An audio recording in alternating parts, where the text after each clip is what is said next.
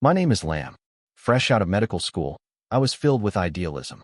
I chose to be a doctor to heal, to alleviate suffering, to make a real difference in people's lives. I landed a position at Hope Clinic, a small, bustling private clinic in a crowded district. It seemed like the perfect place to start, a friendly atmosphere, a steady stream of patients, and the promise of hands-on experience. I believed I was joining a team dedicated to public health. But behind the cheerful reception area and the comforting smiles of the staff, Hope Clinic was a sophisticated machine designed not for healing, but for extracting money from the sick and vulnerable. It was a place where compassion was a currency, and trust was the most lucrative commodity. Looking back, I wasn't just diagnosing and treating. I was an unwitting participant in a systematic exploitation of human desperation, witnessing horrors that twisted the very meaning of medicine. My initial role was assisting senior doctors, observing, and handling basic consultations. The first red flag was the emphasis on comprehensive testing. Patients would come in with simple colds, minor aches, or just for a routine checkup. Dr. Kang, the clinic director, a man with a booming laugh and an air of detached authority, would immediately order a battery of expensive tests: full blood work, urinalysis, x-rays, ultrasounds, sometimes even MRIs, for conditions that clearly didn't warrant them. "It's for thoroughness, Lamb," he'd tell me, his voice a low rumble. "We leave no stone unturned. Better safe than sorry, right?" And it shows the patient were taking their health seriously. But I knew these tests, often redundant or unnecessary, were priced far above market rates. The clinic had a deal with a private lab, receiving a hefty commission for every referral. Patients, trusting their doctor, would blindly agree, draining their savings for diagnostics that provided little to no value, only contributing to the clinic's bottom line.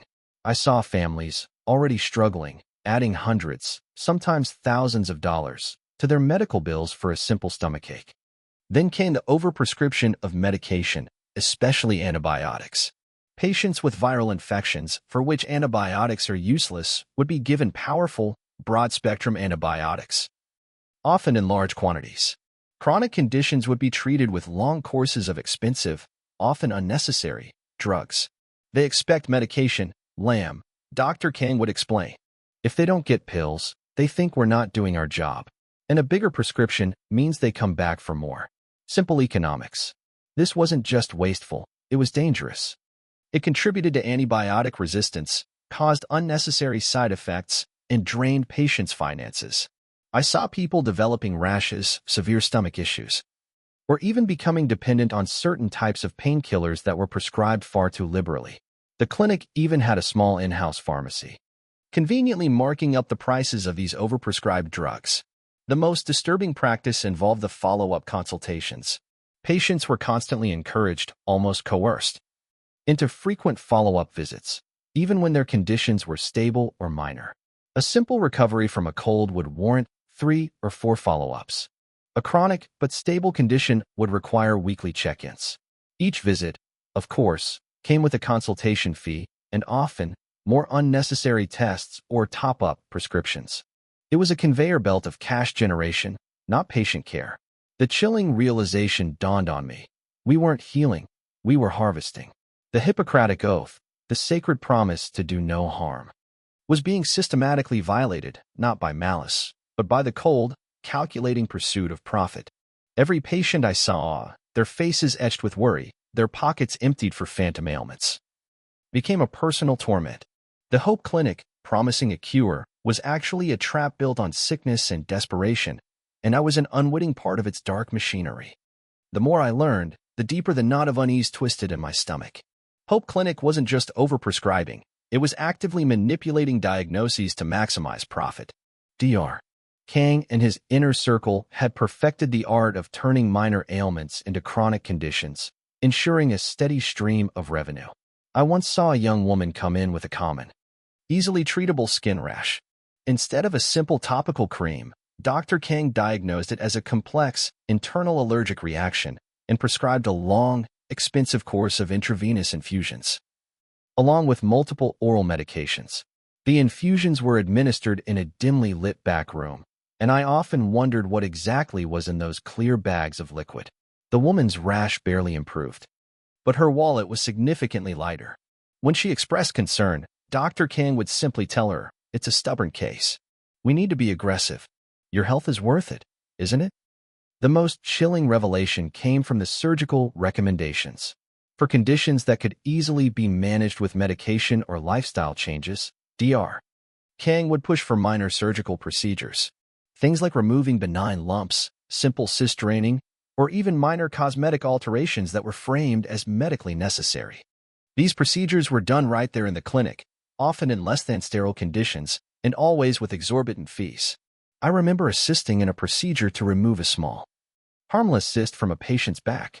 Dr. Kang was in a hurry, and his assistant, a nurse who had been with him for years, seemed accustomed to cutting corners. The instruments weren't fully sterilized between uses, just quickly wiped down. The local anesthetic was sometimes diluted. The thought of cross-contamination, of infection from these rushed, unsafe procedures made me nauseous. Patients would leave, thinking they were cured, unaware they might be carrying the seeds of a far worse problem. The clinic also had a dark secret: its connection to addiction. Dr. Kang had a strange habit of prescribing strong painkillers and sedatives for almost any complaint, even vague aches or insomnia.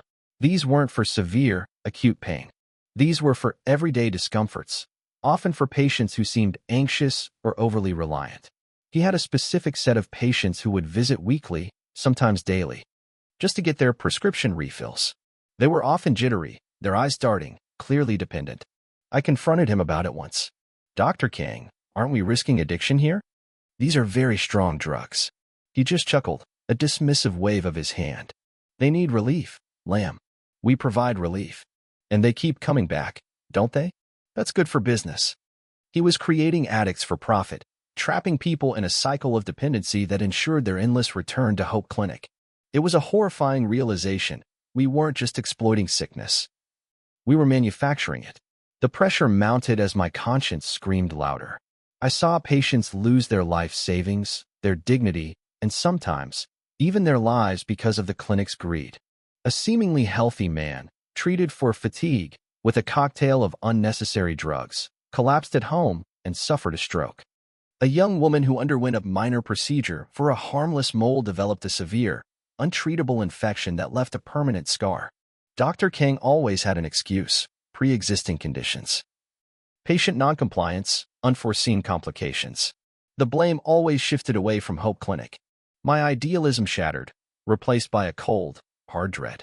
The white coat I wore, once a symbol of healing, now felt like a shroud of complicity. Every patient's trusting glance, every hopeful question about their prognosis was a dagger to my heart. The clinic, once a beacon of hope, had become a prison of despair, built on layers of lies and suffering. I knew I couldn't stay. The price of my silence was becoming too high, threatening to consume not just my career, but my very soul. The weight of my complicity became a physical ache. Every unnecessary test, every overprescribed pill, every patient lured into addiction, it all felt like a personal betrayal. The white coat, once a symbol of my calling, now felt like a uniform of shame. The Hope Clinic, a place meant to heal, had become a factory of fear and desperation, preying on the most vulnerable. I knew I couldn't stand by and watch this deception continue. The price of my silence was becoming too high, poisoning my very soul. The final breaking point arrived with a little girl, no older than 5. She was brought in by her distraught mother, suffering from a simple, common cold. Dr. Kang, with his usual booming assurance, diagnosed it as a severe respiratory infection and prescribed a cocktail of powerful antibiotics, cough suppressants, and even a mild sedative, far too much for a child her age. He even recommended a series of preventive nebulizer treatments right at the clinic, implying they were absolutely essential to prevent pneumonia. I watched as the mother, her eyes wide with fear for her child, nodded numbly, agreeing to everything. Later, as I was preparing the nebulizer, I saw the child's tiny hand, so vulnerable, clutching her mother's finger. The thought of exposing this innocent child to such unnecessary and potentially harmful drugs, just for profit, sickened me to my core. This wasn't just unethical, it was monstrous. That evening, I typed out my resignation letter, my hands trembling, but my resolve solid. The next morning, I walked into Dr. Kang's office. He was reviewing patient charts, a smug look on his face. "Dr. Kang," I said, my voice barely a whisper but firm. "I'm resigning. Effective immediately."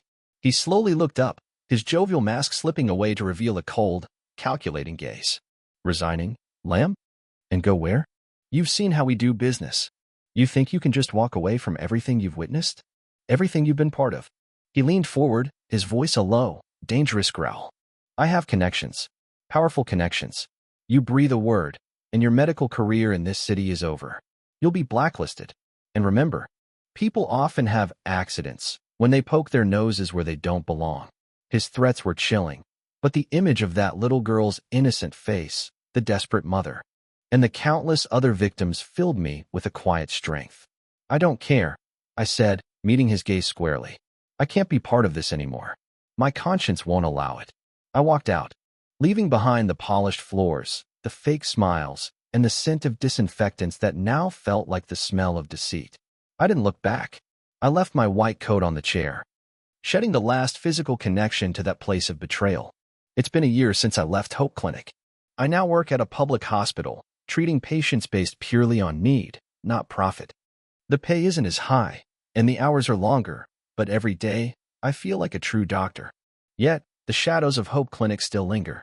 Every time I see a patient clutching a stack of medical bills, every time I hear about an unexplained side effect, a cold knot forms in my stomach. The faces of those exploited, the lives damaged by unnecessary treatments, the trust shattered by greed, they are the true ghosts of the healing lie, haunting reminders of the dark underbelly where health becomes a commodity and integrity is sacrificed for profit. My experience in the medical field, specifically in certain private clinics, revealed a terrifying truth. Your most precious asset, your health, can be exploited. Unscrupulous practitioners prey on your fear and trust, turning your symptoms into a goldmine, and sometimes even worsening your condition for profit. So, how can you protect yourself?